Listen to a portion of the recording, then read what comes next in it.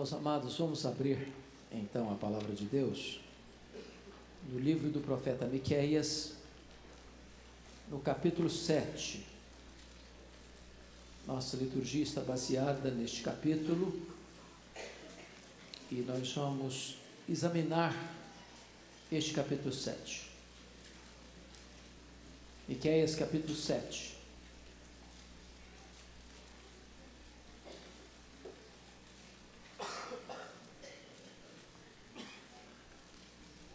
Versos de 1 a 20 está escrito assim: ai de mim, porque estou como quando são colhidas as frutas do verão, como os rabiscos da vindima.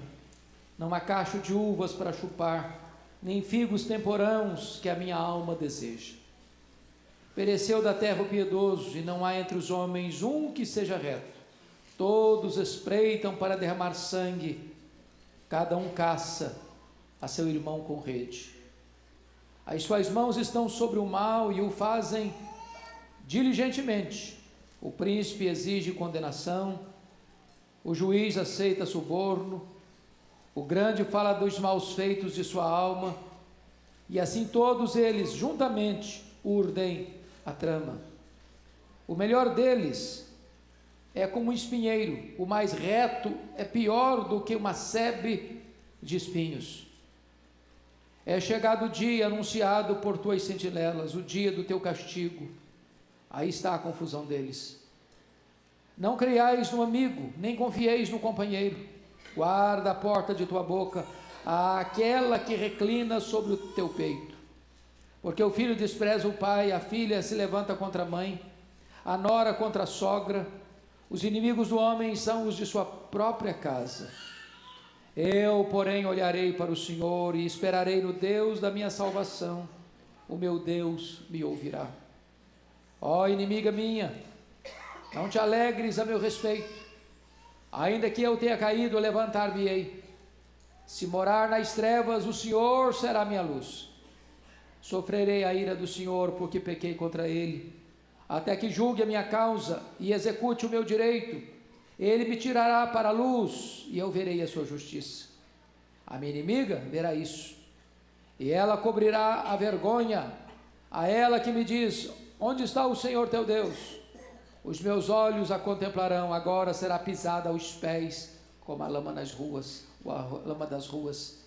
No dia da reedificação dos teus muros, nesse dia, serão os seus limites removidos para mais longe. Nesse dia virão a ti desde a Síria até as cidades do Egito, e do Egito até o rio Eufrates, e do mar até ao mar, e da montanha até a montanha. Todavia a terra será posta em desolação por causa dos seus moradores e por causa do fruto das suas obras. Apacenta o teu povo com a tua vara, o rebanho da tua herança, que mora sós no bosque, no meio da terra fértil. Apacentem-se em Bazã e Gileade, como nos dias de outrora. Eu lhe mostrarei maravilhas, como nos dias da tua saída da terra do Egito. As nações verão isso e se envergonharão de todo o seu poder. Porão a mão sobre a boca e os seus ouvidos ficarão surdos. Lamberão o pó como serpentes, como répteis da terra. Tremendo sairão dos seus esconderijos e tremendo virão ao Senhor nosso Deus. Terão medo de ti. Quem, ó Deus, é semelhante a ti, que perdoas a iniquidade e te esqueces da transgressão do restante da tua herança? O Senhor não retém a sua ira para sempre, porque tem prazer na misericórdia. Tornará a ter compaixão de nós, pisará os pés as nossas iniquidades e lançará todos os nossos pecados nas profundezas do mar. Mostrarás a Jacó a fidelidade, a Abraão a misericórdia, as quais juraste a nossos pais desde os dias antigos. Amém. Eu quero conversar com vocês sobre o tema a esperança que nasce do desespero. A esperança que nasce do desespero. O profeta Miqueias está concluindo a sua profecia e ele está completamente confuso, ele está completamente abalado, ele está aflito porque vê a cidade de Jerusalém, o reino de Judá, se transformando numa verdadeira Sodoma e Gomorra.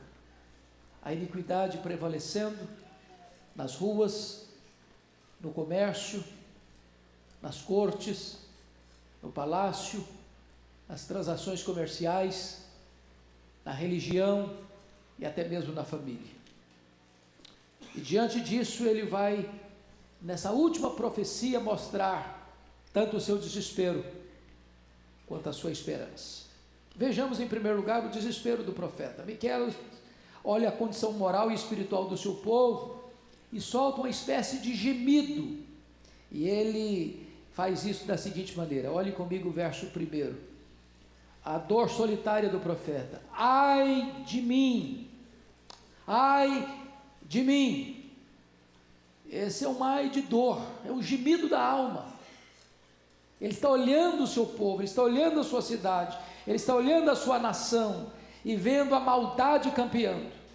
E ele faz parte dessa nação, e ele é membro dessa nação, e ele está dentro dessa nação, e ele está dando um ai de dor da sua alma em relação a essa circunstância.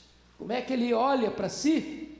Ele olha para a nação e diz assim: porque estou como quando são colhidas as frutas do verão, como os rabiscos da vindima.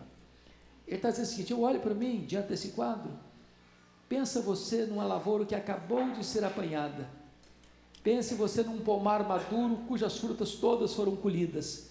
Pensa você numa parreira de uva que todos os cachos foram tirados, não sobrou mais nada. Ele diz: eu olho para a minha nação e sinto a mesma realidade. Não tem mais justiça, não tem mais misericórdia, não tem mais piedade, não tem mais virtude. Meu povo é exatamente como esta lavoura que foi colhida, você não encontra mais nada lá, não tem mais um cacho de uva sequer, para você chupar e sentir o sabor dessa uva. Acabou por completo a piedade da minha nação. Se você perceber a degradação generalizada do povo, vai se caracterizar por alguns aspectos. Veja comigo o versículo 2. Pereceu da terra o piedoso, e não há entre os homens um só reto. Todos espreitam para derramar sangue. Ele olha, irmãos, numa visão até pessimista. Ele diz: acabou, acabou. Os ricos estão corrompidos, os pobres estão corrompidos, as cortes estão corrompidas, os reis, os príncipes estão corrompidos, a religião está corrompida, a família está corrompida. Ele olha e não vê nenhum sinal de piedade. Ele diz: acabou, é o fim. Reis, juízes, sacerdotes, profetas, ricos, povo, todo mundo está debaixo de uma decadência moral sem precedentes. Depois ele vai olhar no versículo 3, a corrupção generada da liderança. Eu nunca vi um quadro, irmãos, mais atual, que diagnostica tanto a nossa nação brasileira, por exemplo, como eu vejo esse versículo 3. Você pode ler comigo o versículo 3? Vamos juntos? As suas mãos estão sobre o mal e o fazem diligentemente. O príncipe exige condenação, o juiz aceita suborno, o grande fala dos maus desejos de sua alma, e assim todos eles juntamente urdem a trama. Você percebe que há um conluio dos poderes para a prática do mal. É curioso que o crime às vezes é chamado de organizado, porque as pessoas que planejam o mal, elas têm um plano, elas têm uma agenda, elas têm um método, elas têm um propósito, e elas fazem isso refletidamente, pensadamente, diligentemente. Mas o problema é que tudo está domesticado, há um conluio, porque o poder executivo, o príncipe, exige condenação, o poder judiciário, o juiz, aceita suborno, o grande, aquele que detém o poder econômico, fala dos maus desejos da sua alma.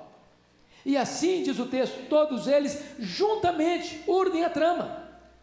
É o Estado aparelhado para a violência, para a corrupção, para a roubalheira, para a falta de compromisso com a moral e com a ética.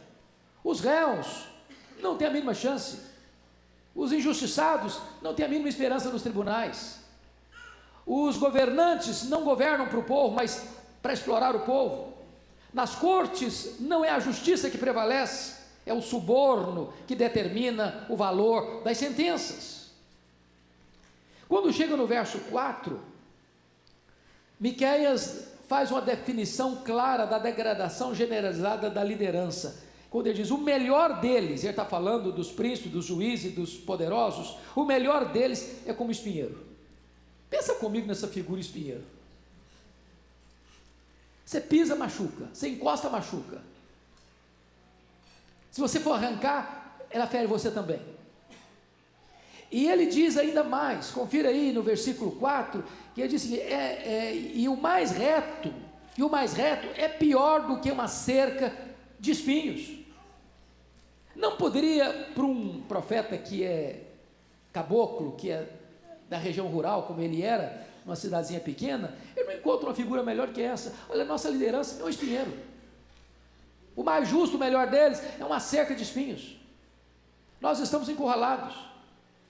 Não há esperança para o povo quando a sua liderança se corrompe, porque o povo é o reflexo da sua liderança. Mas aí entra um outro aspecto da degradação, o colapso generalizado das relações humanas. Confira comigo, versículo 5. Não creiais no amigo, nem confieis no companheiro. Meus irmãos, como é que pode viver numa sociedade dessa? Nem no amigo você confia, nem no companheiro você confia, não pode confiar. Aquele que diz que é seu amigo não é, aquele que abraça você vai te apunhalar. Então esse é o diagnóstico que Miqueias faz da sua geração. As relações mais próximas estão corrompidas, estão corroídas, estão contaminadas. Não há sinceridade, não há lealdade, não há amizade, não há amor. Mas tem mais. Veja você o colapso generalizado das relações familiares. Versículo 5b diz assim: guarda a porta de tua boca àquela que reclina sobre o teu peito. Sabe o que ele está dizendo? Guarda a porta da tua boca a tua mulher. O marido pode confiar na esposa. A esposa não é confiável. Então, você percebe que onde a contaminação chega dentro da casa, dentro da família, a família que deva ser essa reserva moral da nação, já se corrompeu a ponto do casamento entrar em colapso. O que mais sobra? Note comigo o que ele diz no versículo 6. Ele aprofunda essa crise familiar, porque o filho despreza o pai, a filha se levanta contra a mãe, a nora contra a sogra, e ele conclui: os inimigos do homem são os da sua própria casa. Então a nação está corrompida nas cortes, ela está corrompida no parlamento, ela está corrompida no comércio, ela está corrompida nas transações comerciais, ela está corrompida nas amizades, ela está corrompida dentro de casa. É o fim, é o colapso. Bom, esse é o desespero do profeta ao diagnosticar a sua nação. Você vê sinais disso no Brasil? A gente vê essas coisas aqui acontecendo? Pois é, parece que Oséias é articulista de Veja, de Isto É, de Folha de São Paulo, de Estadão de São Paulo, de Globo, de Correio Brasiliense. Parece que ele é o jornalista mais informado dos nossos dias. Ele não está descrevendo apenas Judá, ele está descrevendo o Brasil. Mas ele está descrevendo o Brasil, ele está descrevendo a igreja. Mas ele não está descrevendo a igreja, ele está descrevendo o meu coração, o seu coração. Aí vem o segundo ponto do profeta, que é a confiança dele. Versículos 7 a 13. Veja você, quando ele olha para a nação, ele fica desesperado. Mas quando ele olha para Deus, ele encontra esperança. Então vamos ver aí o que ele fez. O que ele fez nesse diagnóstico sombrio? Porque veja bem, você faz o diagnóstico do Brasil também assim. O que você faz? Você revolta? O que você faz?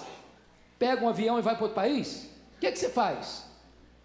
Você se entrega à situação e diz: não, então já que é isso, eu também vou fazer parte disso. O que o profeta fez? Primeira coisa que ele fez, ele olhou para Deus em vez de olhar para as circunstâncias. Você pode ler o 7 comigo? Vamos todos juntos? Eu, porém, olharei para o Senhor e esperarei no Deus da minha salvação. o meu Deus me ouvirá. Hoje nós ouvimos uma abençoada mensagem aqui, 8h30, sobre a questão da visão. Visão. Para onde você olha na hora da crise? Se você olhar para a crise, você se desespera. Mas se você olhar para Deus, brota a esperança no seu coração. Diz a Bíblia que Geazi olhou para o exército inimigo e ficou com medo. Diz a Bíblia que quando Davi chegou em Ziclag e viu a ruína, ele ficou muito angustiado. Diz a Bíblia que quando Pedro olhou para a força do vento e o barulho das ondas, ele afundou. Miqueias olha a crise da sua nação e olha para Deus. É para Ele que você tem que olhar na hora da crise. Segunda coisa, ele olhou para a restauração divina em vez de olhar para a sua queda. Olha o versículo 8 comigo. Ó inimiga minha, não te alegres a meu respeito, ainda que eu tenha caído, levantar-me-ei, se morar nas trevas do Senhor, será minha luz. Ele está dizendo o seguinte, ele está olhando para frente e está visualizando o cativeiro babilônico.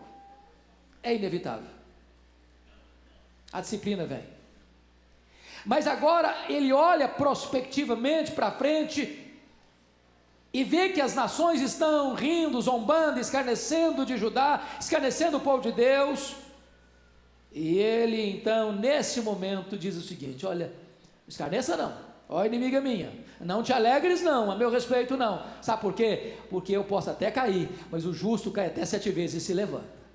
Se você é filho de Deus, se você é crente, ainda que os seus pés se resvalaram, ainda que você tenha caído, ainda que você tenha escorregado, ainda que você esteja sofrendo disciplina de Deus, Deus vai te botar de pé, Deus vai te livrar, Deus vai te restaurar. Resta para o povo de Deus a restauração.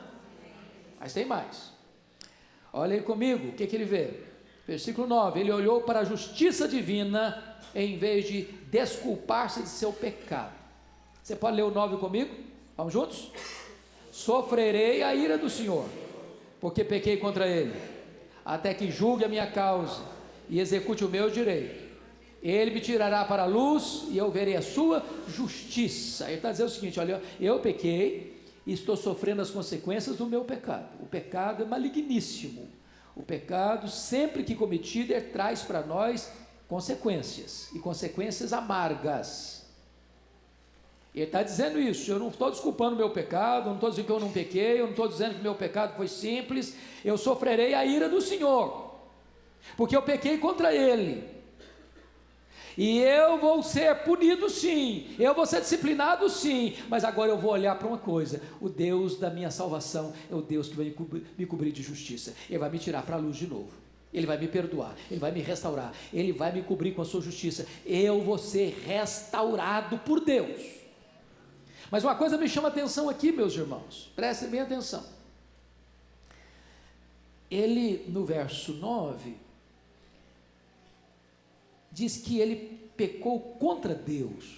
Se você ler o livro todo, você vai ver que houve injustiça nos tribunais, que houve aparelhamento do Estado para saquear o pobre, que as cortes estavam dando sentenças por suborno, que os profetas estavam pregando por dinheiro, que os sacerdotes aceitavam suborno para fazer o trabalho deles. Mas quando se trata de avaliar o pecado, em última instância, todo pecado que é praticado contra o próximo é praticado sobretudo contra Deus. Foi isso que Davi sentiu, contra ti somente pequei. Agora notem comigo ainda, irmãos, um outro aspecto muito importante aqui.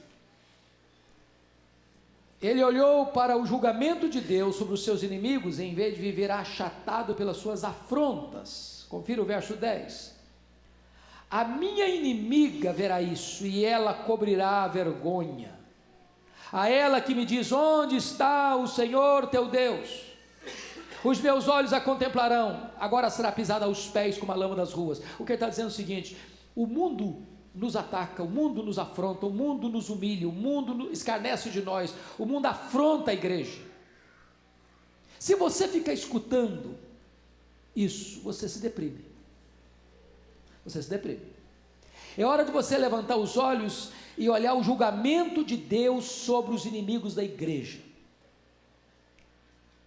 E de saber que aqueles que se voltam contra Deus e se voltam contra a igreja de Deus, serão por Deus tratados. Então, em vez de você ficar se sentindo achatado, diminuído, esmagado por essas zombarias do mundo, entenda uma coisa: olhe para o julgamento de Deus sobre esses inimigos. Mas olhe mais, olhe versículos 11 a 13, ele olhou para a prosperidade permanente do seu povo, em vez de olhar e contemplar a desolação temporária do seu povo. Versículos 11 a 13 são maravilhosos nesse sentido, olha aí comigo.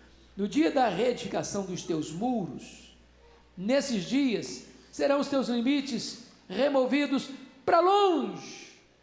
Ele está olhando para Jerusalém, que será cercada pelos caldeus, será tomada pelos caldeus, será saqueada pelos caldeus, será arrasada pelos caldeus. Ele vê o povo de Judá sendo levado para o cativeiro da Babilônia, e o povo está todo zombando, escarnecendo de Israel, mas de repente ele olha Deus restaurando esse povo, e agora ele olha prospectivamente e vê Jerusalém sendo ampliada.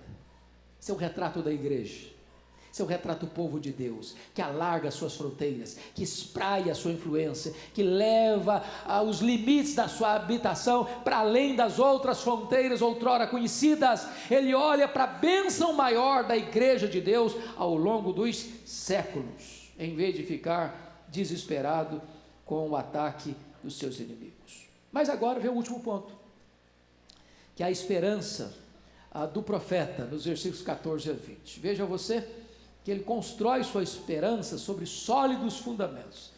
E que fundamento é esse que ele vai construir sua esperança? Primeiro, olha comigo o versículo 14. Ele olha Deus como pastor do seu povo. Ele começa a orar. Olha o 14. Ele está orando. Apacenta o teu povo com a tua vara. Olha que bonito. Ele traz à memória dele essa imagem belíssima de Deus como pastor do seu povo. O pastor é aquele que ama as ovelhas. Mesmo quando a ovelha se rebela, e se afasta, e se perde, o pastor vai atrás dela. E aí ele está pedindo: Deus, apacenta o teu povo. E quando ele vai falar de apacentar, ele vai perguntar: mas como Deus vai apacentar o seu povo? Com a tua vara. A vara é uma arma importante na mão do pastor. Ela serve para guiar a ovelha, ela serve para disciplinar a ovelha. Deus pega a vara para guiar a sua igreja, e Deus pega a vara para disciplinar aquele que foge do caminho. Ele está dizendo: Deus, apacenta o teu povo, e apacenta o teu povo com a tua vara. Mas por que Deus deve pastorear? Preste atenção ainda no versículo 14: apacenta o teu povo com a tua vara, o rebanho da tua herança. Nós somos herança de Deus, irmãos. Nós somos propriedade de Deus. Nós somos a menina dos olhos de Deus. Nós somos o tesouro de Deus. Nós somos filhos de Deus. Deus nos ama, mesmo quando nós pecamos, mesmo quando nós transgredimos, mesmo quando nós caímos, nós não deixamos de ser povo de Deus. Louvado seja o Senhor. Nós somos o povo da herança de Deus. E Ele trata conosco, e Ele disciplina, e Ele restaura, e Ele abençoa, e Ele protege, e Ele cuida. E o profeta está dizendo: Deus, assume o teu papel de pastor do teu povo. Mas agora, ele vai usar outra figura. Versículos 15 a 17, ele vai olhar a Deus como libertador do seu povo. Veja comigo aí, essa figura do libertador, versículos 15 a 17. Vamos olhar? Eu lhe mostrarei maravilhas, como nos dias da tua saída da terra do Egito. As nações verão isso e se envergonharão de todo o seu poder, porão a mão sobre a boca, os seus ouvidos ficarão surdos, lamberão pó como serpentes, como répteis da terra, tremendo sairão dos seus esconderijos, e tremendo virão ao Senhor nosso Deus e terão medo de ti. Então veja você, duas coisas aqui. Primeiro, a restauração do povo de Deus no versículo 15. Lembra do Egito? Não teve um êxodo lá? Não foi a mão poderosa de Deus que tirou o povo da amarga escravidão do Egito? Pois ele está dizendo: haverá um segundo êxodo. Do mesmo jeito que Deus tirou Israel do Egito, com a liderança de Moisés, Deus vai tirar o povo de Judá da amarga escravidão da Babilônia. Deus é o mesmo, Ele age do mesmo jeito, Ele agiu ontem, Ele age hoje, Ele agirá amanhã. Se você cair, Ele vai levantar você. Se você pecar, Ele vai disciplinar você e vai restaurar você. Ele é o Deus libertador. E nos versículos 16 e 17, Ele vai revelar a derrota fragorosa e acachapante dos inimigos de Deus. Aqueles que oprimiram, aqueles que zombaram, aqueles que escarneceram, diz ele, essas nações vão se cobrir de vergonha, elas vão lamber pó como as serpentes, elas vão rastejar como as serpentes, os répteis da terra, e tremendo sairão de seus esconderijos, e tremendo virão ao Senhor nosso Deus, e terão medo de Deus, e medo do povo de Deus. Irmãos, ninguém luta contra a igreja e prevalece, finalmente. Quem toca na igreja de Deus, toca na menina dos olhos de Deus. Mas agora ele vai mostrar uma terceira figura. Deus é o restaurador do seu povo, versículos 18 e 19. Então, ele volta da ruína total dos inimigos da igreja para a glorificação do Deus da igreja. E a primeira coisa que ele faz é dizer que Deus é incomparável em seu ser. Olha o verso 18, parte A. Quem, ó Deus, é semelhante a ti? Miqueias está falando numa época de politeísmo ao redor de Israel. Miqueias está falando que a Babilônia, que vai levar Israel para o cativeiro, Judá para o cativeiro, é um povo politeísta. Para onde Miqueias olha, as nações estão carregadas de muitos deuses. Quando o povo de Deus foi levado para o cativeiro, talvez um dos argumentos que mais se falou é que o Deus dos caldeus era mais forte do que o Deus dos judeus. Mas agora, diante da libertação de Judá, da restauração de Judá, da ampliação dos horizontes de Jerusalém, a pergunta do profeta é essa: quem é Deus semelhante a ti? Quem é Deus como o nosso Deus? Só Ele é Deus, só Ele é infinito, só Ele é imenso, só Ele é eterno, só Ele é imutável, só Ele é autoexistente, só Ele é onipotente, só Ele é onipresente, só Ele é onisciente, só Ele é transcendente, só Ele é soberano, só Ele está assentado no trono, só Ele governa as nações, só Ele reina supremo, só Ele pode resgatar o seu povo. Não há Deus como Ele. Mas depois de mostrar que Deus é incomparável em seu ser, Ele mostra que Deus é incomparável em seu perdão. Olha o versículo 18 ainda. Quem, ó Deus, é semelhante a ti, que perdoas a iniquidade e te esqueces da transgressão, do restante da tua herança. O Senhor não retém a sua ira para sempre, porque tem prazer na misericórdia. Oh, irmãos, olha que coisa maravilhosa. Deus está irado com o pecado, mas vem a misericórdia de Deus e suplanta a sua ira. Ele não retém a sua ira para sempre. Ele pega o nosso pecado, e diz o texto, Ele o lança nas profundezas do mar. Na linguagem bíblica, Deus faz o nosso pecado como uma névoa e o desfaz. Deus pega o nosso pecado e lança-o para trás das suas costas.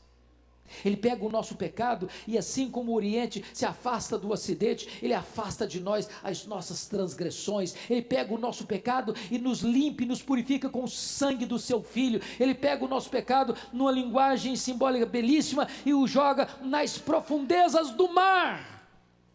E Corre Tembum diz que Deus ainda bota uma placa lá, é proibido pescar aqui. Esse perdão de Deus é completo. Esse perdão de Deus é justo, mas esse perdão de Deus é condicional. Preste atenção uma coisa, irmãos. O amor de Deus é incondicional. O perdão de Deus não. O perdão de Deus não. Para que você receba o perdão de Deus, você precisa se arrepender. Sem arrependimento, não tem perdão. Se confessarmos os nossos pecados, Ele é fiel e justo para perdoar os pecados nos purificar de toda injustiça. Aquele que encobre as suas transgressões jamais prosperará, mas aquele que as confessa e deixa alcançará misericórdia. Mas finalmente, Deus, Ele é incomparável, porque Ele é fiel à sua aliança. Olha comigo o versículo de número 20, quando diz assim: mostrarás a Jacó a fidelidade e a Abraão a misericórdia, as quais juraste a nossos pais desde os dias antigos. Se existe uma doutrina gloriosa que nós temos, é a doutrina da aliança, né? Deus fez uma aliança com Abraão, uma aliança eterna, ser o Deus dele e o Deus de seus filhos, por todas as gerações. Você é um filho de Abraão, você que creu em Jesus. E aí Deus perdoa você, lembrando lá atrás da aliança que fez com Abraão. Ele é fiel a essa aliança. Ele nunca vai desamparar você. Ele nunca vai deixar você na mão. Ele nunca vai quebrar esse pacto. Essa promessa é para vós e para os vossos filhos, para aqueles que ainda estão longe, para quantos o Senhor nosso Deus chamar. Ele cuida de nós, Ele perdoa nós, Ele salva-nos, Ele abençoa-nos, Ele restaura-nos, Ele faz tudo porque Ele é fiel à sua própria palavra, à sua própria aliança. Não importa quão confusas ou assustadoras sejam as circunstâncias atuais, o caráter de Deus permanecerá eternamente o mesmo. Nisso está a nossa esperança. Vamos ficar em pé e vamos orar.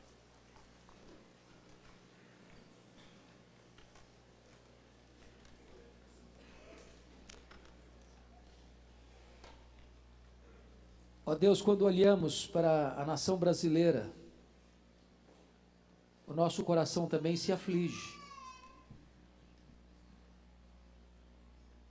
Quando olhamos o cenário político, econômico, jurídico, social, moral, espiritual, não há outro sentimento a não ser o mesmo do profeta Miqueias: ai de mim, ai de mim.